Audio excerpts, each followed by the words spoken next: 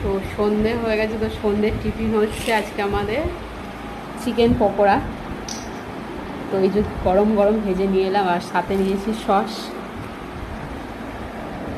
তো এইগুলো একটু বেশি লাল লাল হয়ে গেছিলো।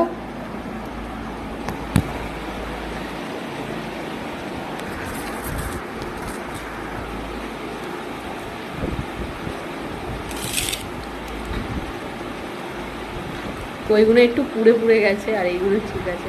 তো এটাকে ম্যারিনেট করে রেখে দিয়েছিলাম তখন 3টের সময়তে, আর এখন 6টা বাজে ভাজলাম। তো পুরো নরম তুলতুলেই হয়েছে। তো বেসম অল্প দিয়েছি চিকেনটাই, এটা বেসম দিয়ে আজকে করেছিলাম, তো বেসম একদমই অল্প দিয়েছিলাম।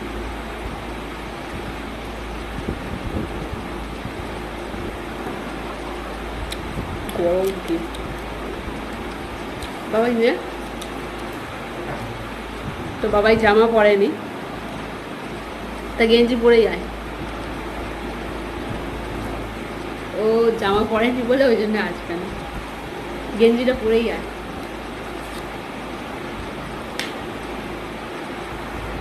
তো সস দিয়ে খাচ্ছি।